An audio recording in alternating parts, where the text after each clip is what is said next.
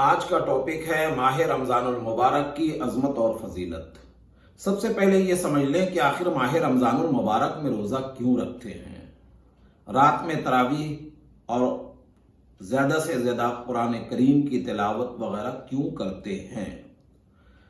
تو اس کے لیے یہ سمجھ لیں کہ اللہ تبارک و تعالیٰ نے رمضان المبارک کے مہینے میں قرآن مقدس کا نزول فرمایا۔ قرآن پاک میں ہے شہر رمضان الذی انزل فیہ القرآن، رمضان کا مہینہ جس میں قرآن اتارا گیا۔ قرآن مقدس کی وجہ سے مسلمانوں کو ہدایت و رہنمائی ملی ہے، اس لیے اللہ رب العزت کے شکریہ کا تقاضا یہی تھا اور حق یہ ہے کہ بندہ مومن دن میں روزہ رکھے اور رات میں قرآن کریم کی تلاوت کرے، تراویح کی شکل میں قرآن کریم سنائے اور سنے، تاکہ اللہ رب العزت کا حقیقی شکریہ ادا ہو سکے۔ یہی وجہ ہے کہ اللہ تبارک و تعالیٰ نے اس ماہ مبارک کے روزہ کو فرض کیا ہے۔ چنانچہ ارشاد باری تعالیٰ ہے یا ایھا الذین آمنوا کتب علیکم الصیام کما کتب علی الذین من قبلکم لعلکم تتقون، اے ایمان والو تم پر روزے فرض کیے گئے جیسا کہ تمہارے اگلوں پر فرض کیے گئے تھے، لعلکم تتقون، تاکہ تمہیں پرہیزگاری ملے۔ یہاں پر رمضان کی عظمت کے ساتھ ساتھ رمضان کے ماہ کے جو فضائل ہیں میں اس کو بھی بیان کرتا چلوں۔ رمضان یہ بنا ہے رمضن سے، رمضن کے معنی آتے ہیں جلا دینا۔ چونکہ مسلمان اپنے گناہوں کو عبادت و ریاضت کے ذریعے ماہ رمضان المبارک میں جلا دیا کرتا ہے اپنے گناہوں کو، اسی لیے اس کو ماہ رمضان کہا جاتا ہے۔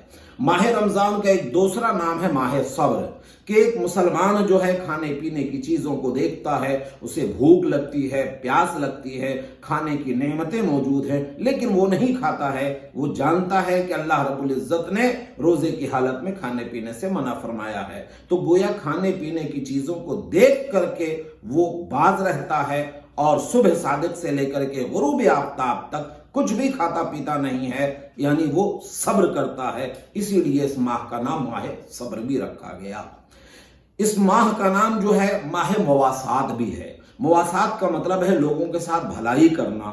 تو بحمدہ تعالیٰ آپ دیکھتے ہوں گے کہ عالم اسلام کے مسلمان صرف مسلمانوں کے ساتھ ہی نہیں بلکہ دنیا انسانیت کے ساتھ جو ہے بھلائی سے پیش آیا کرتے ہیں، ایک دوسرے کو تحفہ تحائف دیتے ہیں، کپڑے وغیرہ دیتے ہیں، صدقہ و زکوٰۃ کی شکل میں لوگوں کی امداد کیا کرتے ہیں، لوگوں کے گھروں میں جو ہے افطار اور کیا کہتے ہیں کہ دوسری تمام چیزوں کو پہنچایا کرتے ہیں، یعنی ایک دوسرے کی خیر خواہی کیا کرتے ہیں۔ اسی لیے اس ماہ رمضان المبارک کو ماہ مواسات بھی کہا جاتا ہے۔ اور اسی رمضان کا ایک مہینہ نام جو ہے ماہ وسعت رزق ہے، یعنی یہ ایسا مقدس مہینہ ہے رمضان المبارک جس میں امیر، غریب، فقیر، مالدار ہر ایک کے رزق میں جو ہے اضافہ کر دیا جاتا ہے۔ اور اس کے ساتھ ہی ساتھ یہ مقدس مہینہ وہ مہینہ ہے جہاں پہ نفل کا ثواب جو ہے فرض کے برابر دیا جاتا ہے اور نفل کا ثواب اور بھی زیادہ دیا جاتا ہے۔ یہی وہ ماہ رمضان المبارک ہے جہاں پہ آپ دیکھیں گے کہ کیا کہتے ہیں کہ رمضان کا کوئی بھی لمحہ جو ایک روزہ دار ہے تو روزہ دار کا ہر لمحہ 24 گھنٹے کا ایک ایک منٹ جو ہے وہ سب کا سب کیا کہتے ہیں کہ عبادت و ریاضت میں گزرتا ہے۔ مثال کے طور پہ آپ اس کو یوں سمجھ لیں کہ ایک آدمی ہے جس نے سحری کر لیا، جب جیسے ہی اس نے سحری کر لیا تو گویا اس نے روزہ رکھ لیا، جب اس نے روزہ رکھ لیا تو اب صبح صادق سے لے کر کے غروب آفتاب تک جو ہے کیا کہتے ہیں کہ اب وہ روزہ دار ہو گیا ہے۔ اب اس کا ایک ایک منٹ جو ہے سورج ڈوبنے تک جو بھی وہ دن جو اس کا وقت گزر رہا ہے، جو منٹ گزر رہا ہے، سیکنڈ گزر رہا ہے، سب کا سب عبادت میں لکھا جا رہا ہے۔ اب آگے بڑھیں، افطار کا وقت ہوا، اس نے افطار کر لیا تو کیا مطلب افطار کر کے فرصت مل گئی؟ نہیں، अब उस बंदे को इंतजार है कि अफ्तार हम कर चुके हैं, चाय पानी पी चुके हैं, अब मस्जिद में जाकर के नमाज बाजमात अदा करेंगे, तरावी की नमाज अदा करेंगे।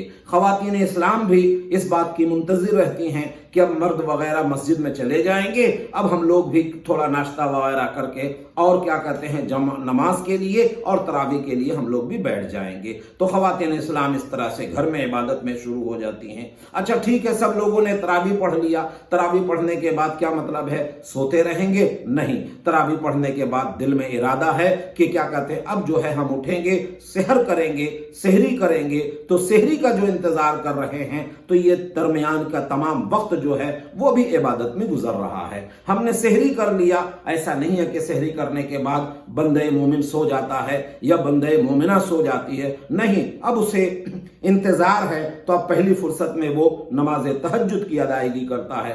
नमाज तहज्जुद से वो फारिग होता है तो नमाज फज्र की अदायगी करता है। तो नमाज फज्र की अदायगी करने के बाद जहां नमाज फज्र की अदायगी हो गई उसके बाद क्या कहते हैं उसका रोजा शुरू हो गया।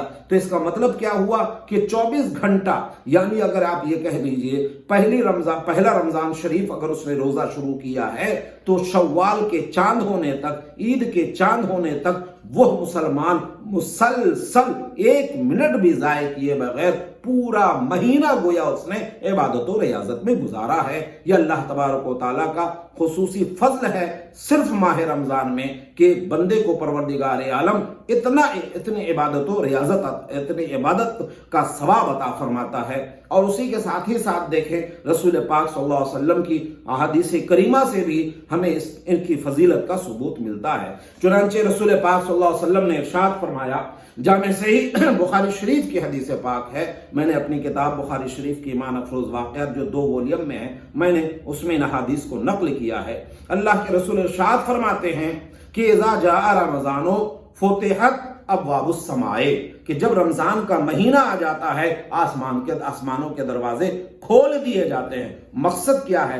ताकि फरिश्तों को यह मालूम हो जाए कि दुनिया में जो है माह रमजान आ चुका है। ऐसी सूरत में आसमान के फरिश्ते जो है रोजादारों के लिए, मुसलमानों के लिए दुआए मग़फ़िरत करते हैं, उनके रिज़्क़ में इजाफे की दुआएं, यानी फरिश्ते जो हैं दुआए खैर में लग जाते हैं और मुसलमानों के लिए दुआए खैर किया करते हैं। एक दूसरी रिवायत है बुखारी शरीफ की जिसमें अल्लाह के रसूल इरशाद फरमाते हैं, इज़ा दखला शहरु रमज़ान फुतिहत अब्वाबुल जन्ना, कि जब रमजान का महीना दाखिल हो जाता है तो जन्नत के दरवाजों को खोल दिया जाता है।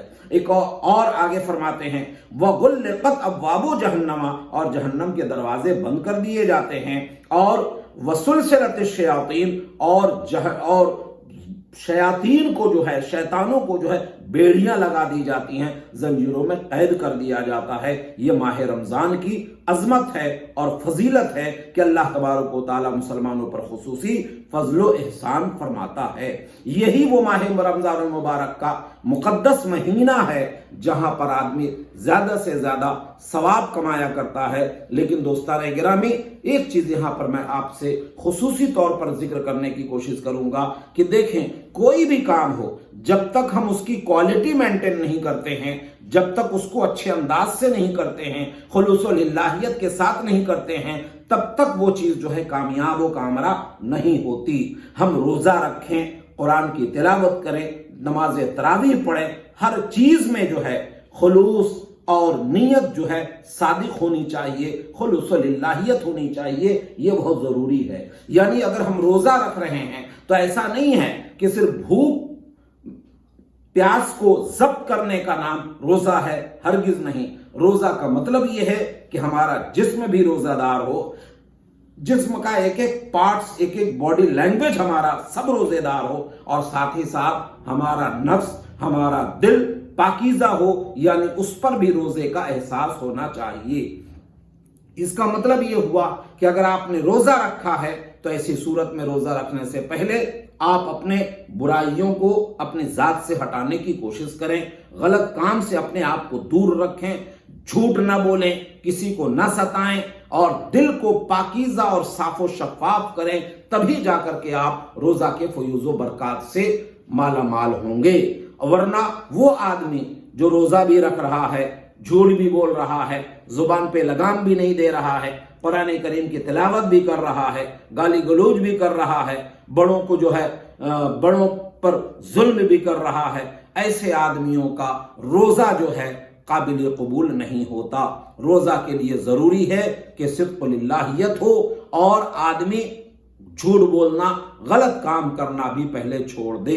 यही वजह है कि रसूल पाक सल्लल्लाहु अलैहि वसल्लम ने इरशाद फरमाया, बुखारी शरीफ की हदीस पाक है कि मल्लम यदा कौल ज़ूरे वल अमल बिही फलैसा लिल्लाहि हाजतुन बैन यदअ तामहु व शराबहु व अक्लहु।